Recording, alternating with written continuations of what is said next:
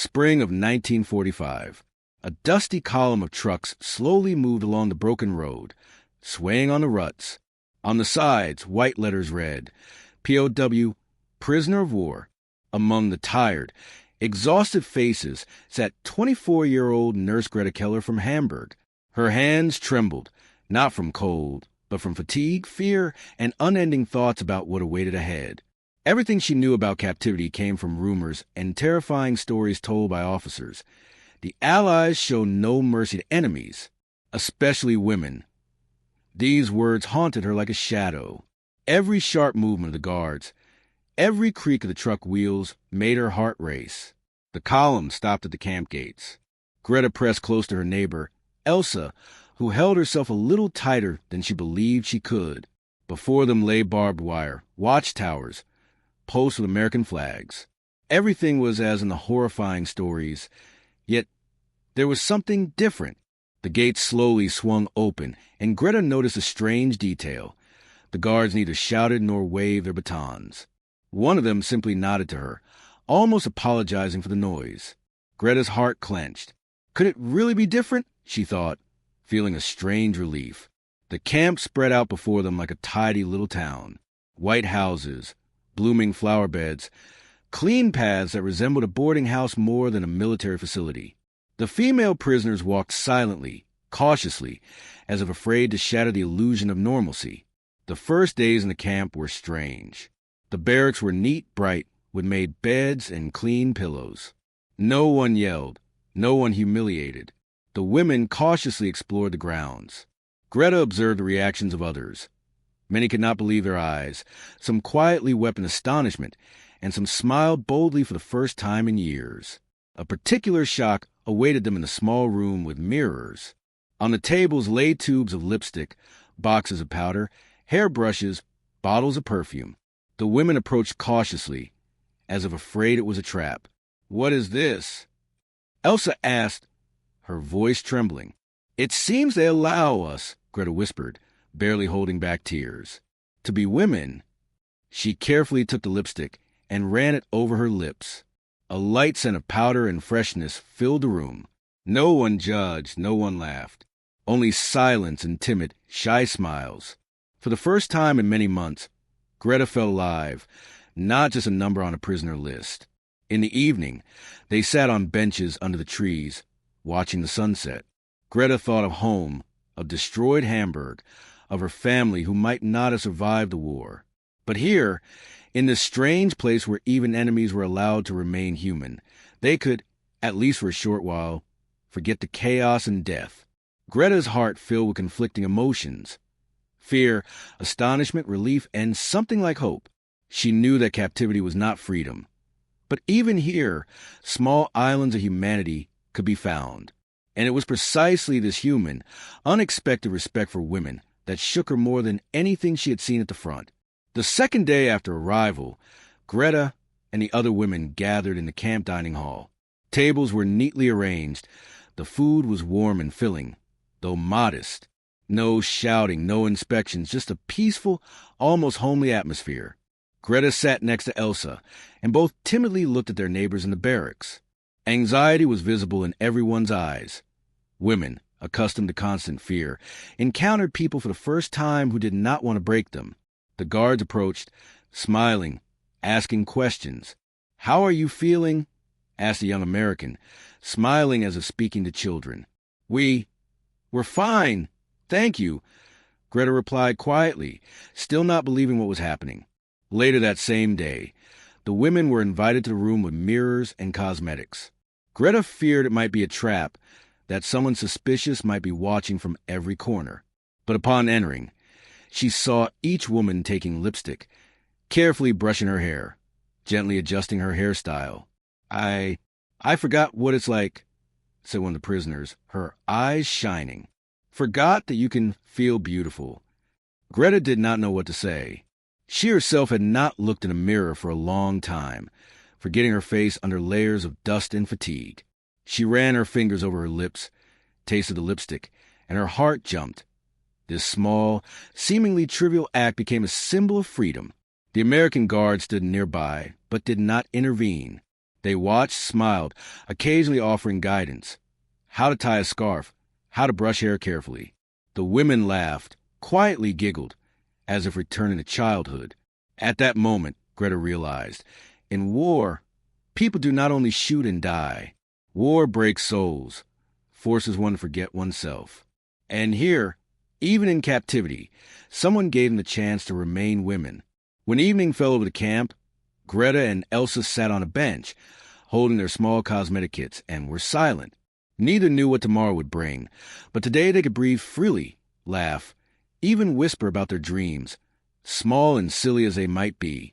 For the first time, Greta felt that war could be frightening not only on the front, but also beyond it, in the minds and hearts of people, and that even here, there was room for humanity, which had been so lacking. On the third day in the camp, Greta noticed that not all women reacted the same way to their new life.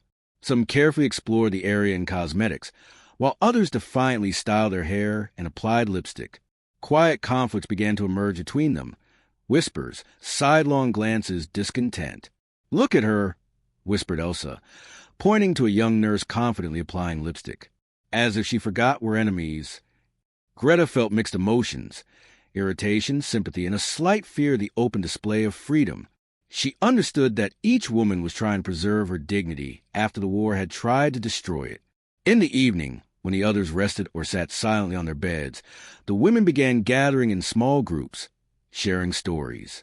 At first softly, timidly, almost in whispers, as if someone outside the wall might hear and judge. Then the voices grew bolder.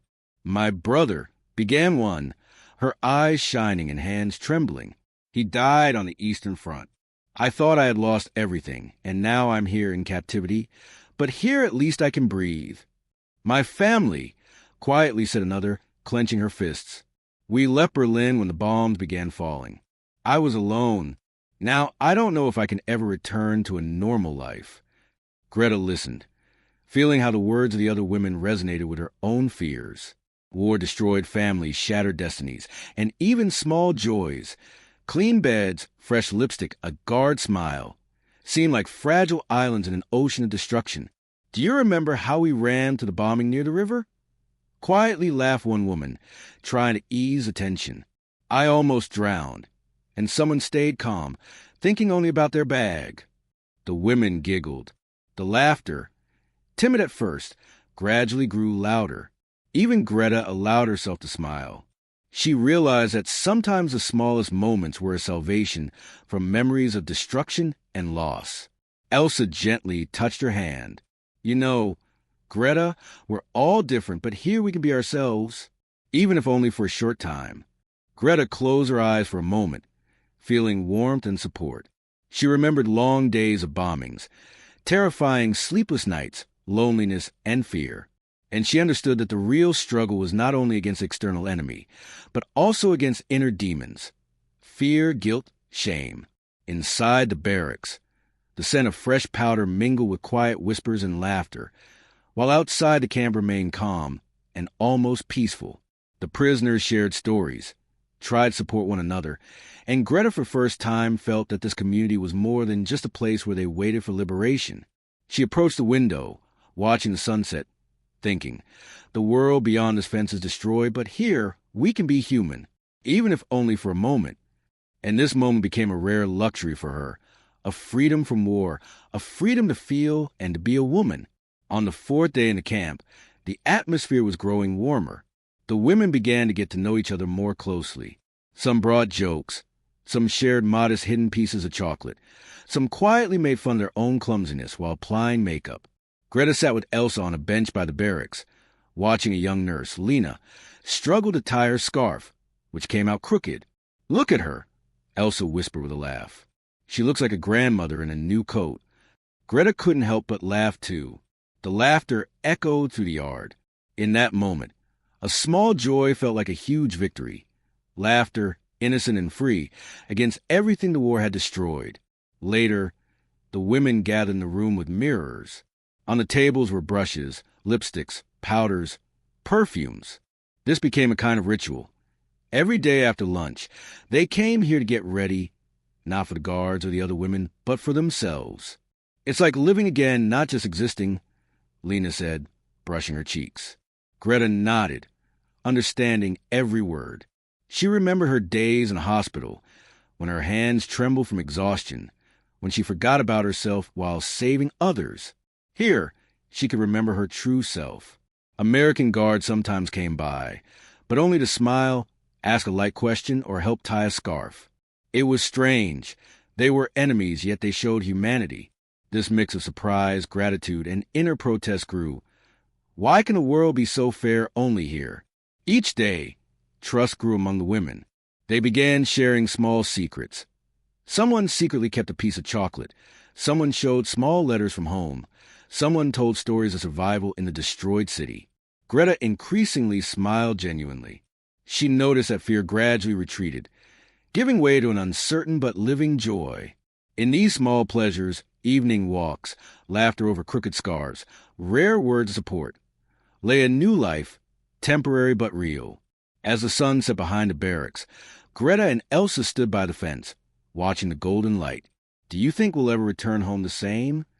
Elsa asked quietly. I don't know, Greta replied. But here we live, and that's already a lot.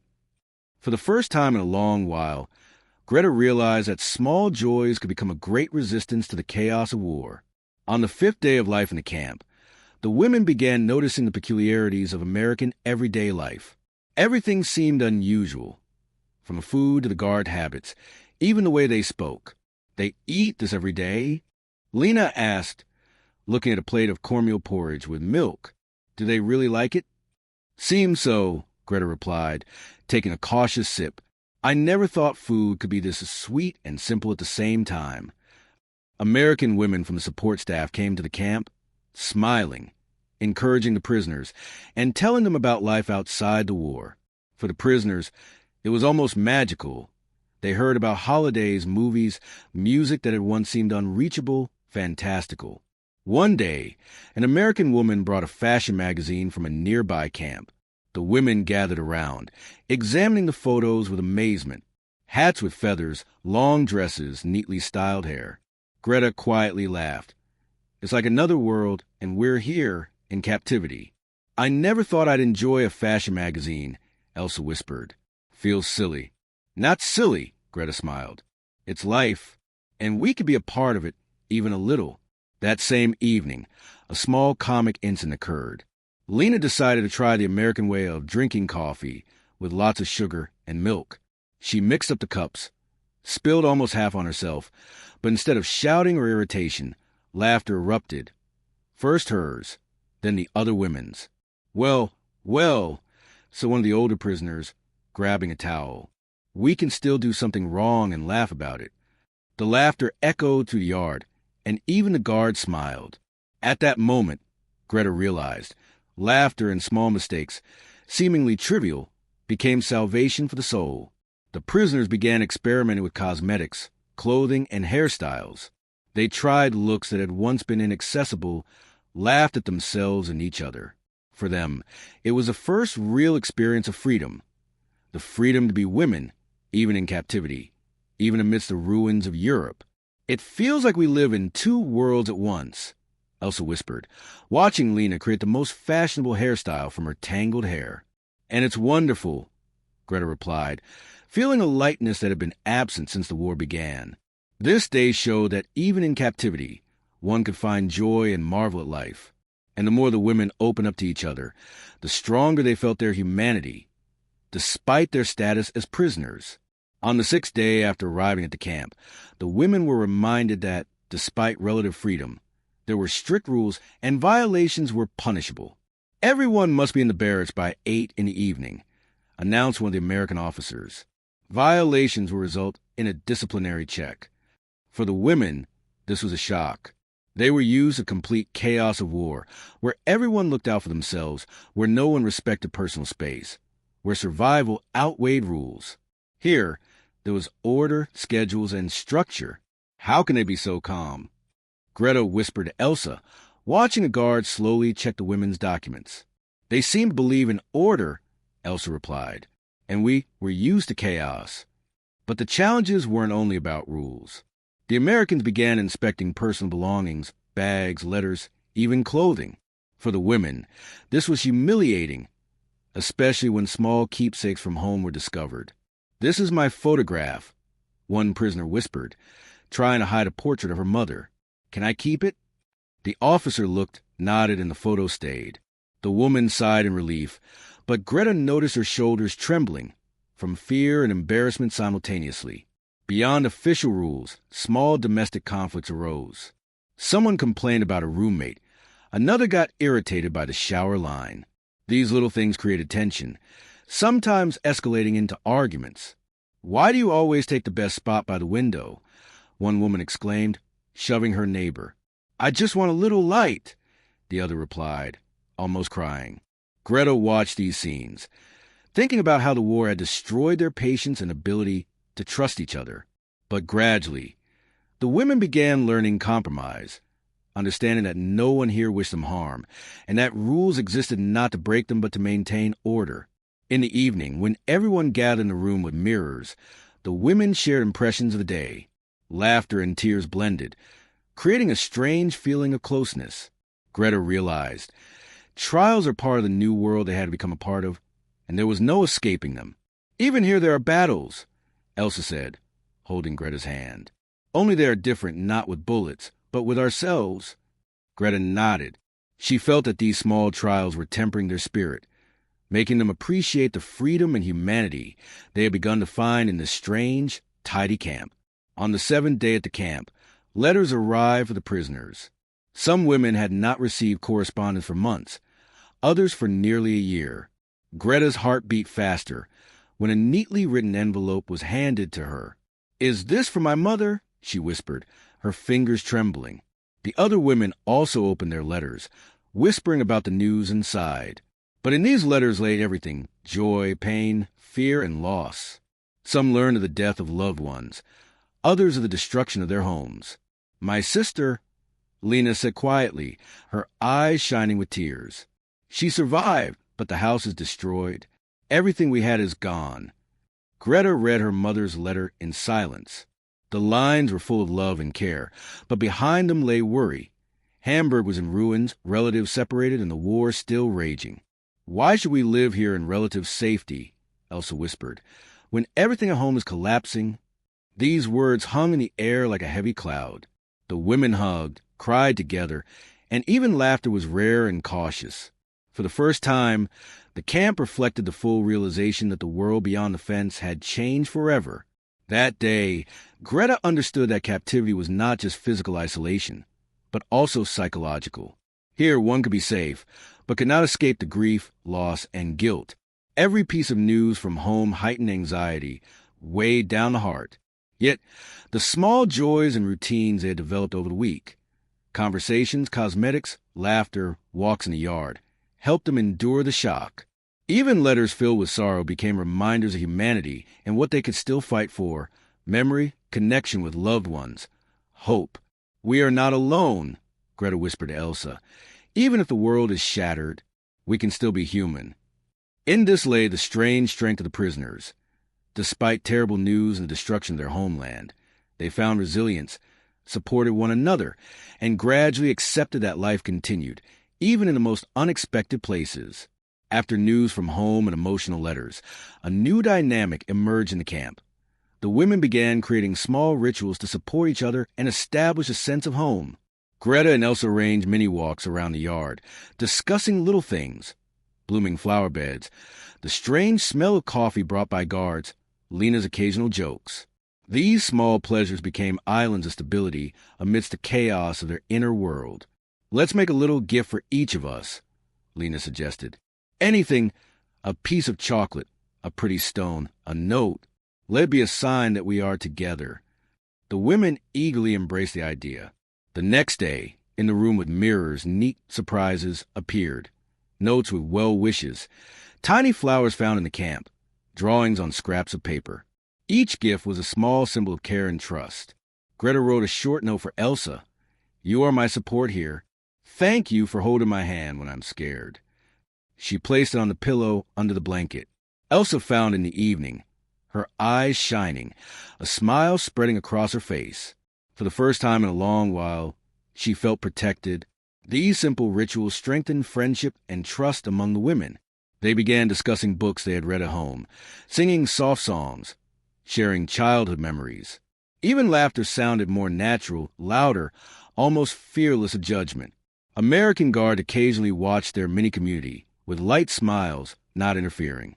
Their presence felt safe, even friendly, which reinforced a sense that there was a place for kindness in the world, even among enemies. For Greta, it was the first time she realized that despite captivity, despite the destruction outside the fence, she could create little islands of warmth, care, and trust around her. And that feeling became a lifeline, an emotional shield helping her endure the days and worries. Even if everything changes tomorrow, Elsa whispered, these islands will remain in memory, and they will help us survive. Greta nodded. In this small act of care lay immense power, the power of humanity that no one and nothing could take away. One morning, an American officer arrived at the camp on an official mission. The women immediately sensed tension. Such visits rarely pass without inspections and questions. Today we will conduct a selective check of personal belongings and documents, announced the officer. This is standard procedure. Do not be afraid. For the prisoners, it was stressful. They had grown accustomed to routine, to small joys and islands of trust.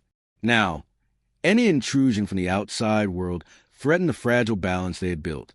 Greta, Elsa, and Lena stayed close together, supporting one another with looks and gentle touches of their hands. Every open letter, every small keepsake could be inspected, and the prisoners understood that the trust they had nurtured was about to be tested. During the inspection, one woman, Martha, accidentally dropped a note with a small message from Greta to Elsa. The officer picked it up and carefully read the text. Silence fell for a moment. It's a personal message, Greta quietly explained, trying to remain calm. The officer smiled slightly and returned the note without comment. The women breathed a collective sigh of relief. This moment became symbolic. Their trust and care for each other had been examined, and it endured. After the officer's visit, the women gathered again in a room with mirrors. Laughter returned, first timidly, then louder. They shared the feeling that they had passed a test, preserved their small islands of trust and humanity. We made it, Lena said, and that means we are stronger than we thought. Greta looked at her friends, at their smiles, at the sparkle in her eyes, and realized, in a world where destruction and fear become the norm, trust and care for one another were more powerful than any weapon. These trials forged them into a cohesive group. Every small joy, every smile, every act of care now had special meaning. They understood they could endure even in the face of external control, while preserving their humanity and mutual support. Weeks passed. The women had grown accustomed to the routine, to the small joys, to their islands of trust and care. Then one morning, an unusual noise echoed to the camp. Truck wheels, voices of officers, announcements over the loudspeaker. Today, all prisoners will be leaving the camp, came the official declaration. At first, no one believed it. The women exchanged glances, hugged, and then one by one began gathering their belongings. Greta held her modest possessions, notes, keepsakes, small gifts from friends. Everything that had helped them survive and feel human now went with them. Elsa walked beside her, holding Greta's hand. They looked at the barricades, the barbed wire, the neat houses and flower beds. This camp had become a strange world, a place where they survived the war, preserved humanity, and learned to trust each other. I will never forget this place, Elsa said. Even though it was captivity, here we learned to live truly. Greta nodded. She remembered the fear of the first days, letters from home, small joys, trust, the trials. She realized that even in captivity, in a world that should have been harsh, they had found humanity. When the camp gates swung open, sunlight struck their eyes. The women stepped outside into a new world, damaged but still alive. They knew much had changed at home, that losses could not be restored. Yet they walked together, with new strength and a renewed understanding of the value of trust, care, and small joys. This is the end of one world and the beginning of another, Greta said, looking down the sunlit road. And though the journey ahead would be long and difficult, the women understood one thing. Even in the darkest circumstances, light could be found. Light in friendship, care, trust, and humanity. They walked into a new world, forever changed but strong, because they had learned to be women and humans at the same time. Even while the world around them crumbled, the day had arrived. The women were to leave the camp, each carrying the weight of memories, small treasures, and fragile hope. The morning air was filled with a mix of excitement, fear, and disbelief. Some women laughed nervously. Others held back tears, clutching letters, tiny gifts, or trinkets they had received from each other over the past weeks. Greta tightened her grip on Elsa's hand as they walked toward the gates. Every step felt surreal. The orderly rows of neat houses, flower beds, and the clean paths seemed almost dreamlike after months of chaos and destruction. The camp had been more than a place of containment. It had been a sanctuary, a hidden space where humanity could breathe. "I never thought we'd leave like this," Lena whispered, glancing at the soldiers with their calm, watchful eyes. "It feels unreal." The women moved slowly, savoring every moment. Even the guards, once symbols of control, now appeared as quiet witnesses to their small victories, nodding as they passed. Greta noticed how this small act of recognition, this human acknowledgement, made her chest tighten with gratitude. As they reached the gates, sunlight spilled over the barbed wire in the familiar, orderly buildings. Greta felt a strange mix of sadness and relief. She knew that leaving meant stepping back into a world scarred by war, a world that had changed forever. Yet it also meant freedom. Freedom to carry forward the strength, courage, and humanity they had nurtured here. "Do you think we'll ever be the same?" Elsa asked softly, her eyes scanning the horizon. "I don't know," Greta replied, letting her gaze wander over the sunlit road ahead. "But we've learned something important here. Even in captivity, we found our humanity, and that no one can take away." The women filed out, one by one, holding on to the small rituals and memories that had sustained them. Letters from home, little notes exchanged in the mirror room, laughter shared over tiny mistakes, the gentle touch of a friend's hand. Each memory became a thread of resilience, stitching them together as they stepped into the uncertain world beyond the camp. Greta felt the warmth of the sun on her face, the breeze carrying the scent of spring. It was a small comfort, a quiet reminder that life, despite everything, still existed beyond the barbed wire. She thought of her family in Hamburg, of the city reduced to rubble, and of the people she had loved and lost. Yet amidst grief and fear, there was a new, fragile sense of hope. "We can carry this with us," Greta whispered to herself. "All of it, the trust, the laughter, the care. We can take these small islands of humanity wherever we go." The road ahead was long and uncertain, but the women walked together, strengthened by what they had discovered. That resilience could grow even in captivity, that small joys could defy despair, and that human connection could survive amidst the harshest circumstances. As the camp receded behind them, Greta realized something profound. The world outside was scarred and fragile, but within themselves they carried a new kind of strength, a strength born from friendship, courage, and the determination to remain human. And in that moment, she understood that being a woman, being herself, was an act of quiet rebellion, a triumph over the destruction that had tried to claim everything. Together, they had learned that even in the darkest times, the light of humanity could shine. They walked into a changed world, carrying their hearts and memories like armor, ready to face whatever came next, knowing that even small acts of care and trust could shape a future worth living. The women walked on, leaving the camp behind, the barbed wire and neat flower beds fading from view. The world beyond was broken, scarred by war, but they carried within themselves a secret strength, a quiet defiance born of survival and shared humanity. Every step was heavy with memories, letters read and reread, laughter shared in whispered corners, small gifts exchanged as symbols of care, but also lightened by hope, fragile yet undeniable. Greta held Elsa's hand tightly, feeling the pulse of life in that simple contact. It was more than comfort. It was proof that they had endured, that they could endure. Each woman beside her was a living testament to resilience, courage, and the stubborn persistence of the human spirit. They were no longer just survivors. They were witnesses, carriers of stories, keepers of small islands of humanity in a shattered world. As they approached the crossroads, Greta glanced back at the camp one last time. It had been a paradoxical place, a prison and a sanctuary at once. Within its orderly walls, They had rediscovered the rhythms of life. Simple joys, the freedom to laugh, to cry, to feel beautiful again. The small rituals they had created, cosmetics, notes, shared jokes, had become shields against despair. They had learned that even in captivity, dignity and connection could thrive. "It feels like stepping into another world," Lena murmured, brushing her hair with trembling fingers. "It is another world," Greta replied, "and we carry a piece of this one with us." The road ahead was uncertain. Homes were destroyed.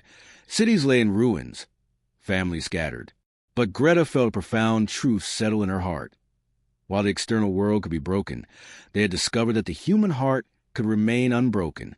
They had cultivated trust, care, and courage in the smallest gestures, and these treasures were theirs to keep, no matter what awaited them.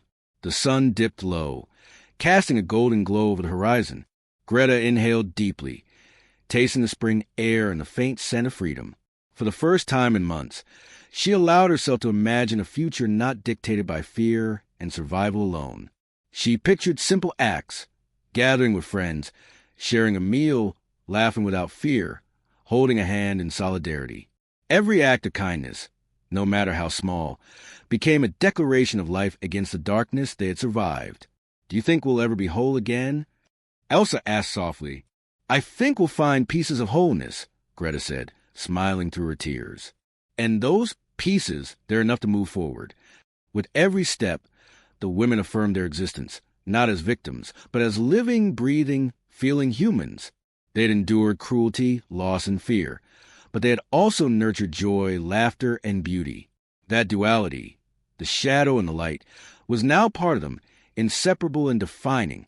Greta looked around at the faces of the women walking beside her. Each carried a story of sorrow and survival, yet also of triumph over despair. In their eyes shone a reflection of profound understanding. Even when the world is at its darkest, humanity can prevail through connection, compassion, and courage. The road stretched onward, long and uncertain, but they walked together, strengthened by what they had learned. The war had tried to strip them of their identity, their dignity, their sense of self. But in the small acts of care, the shared laughter, and the gentle gestures of trust, they had reclaimed it. And as they stepped into the light of a new day, Greta realized freedom was not just leaving the camp. Freedom was carrying the humanity they had discovered here into a broken world, planting seeds of resilience, hope, and care wherever they went. For the first time, she felt a quiet certainty. Even amidst destruction, even in a world scarred by cruelty, the heart could remain unbroken. And in that truth lay the greatest victory of all. They moved forward, forever changed, yet unbroken, women survivors and keepers of the fragile, enduring light of humanity. If you enjoyed the story, subscribe to the channel, give a like, and hit the bell to never miss a new video. Leave a comment telling us which story you'd like to see next.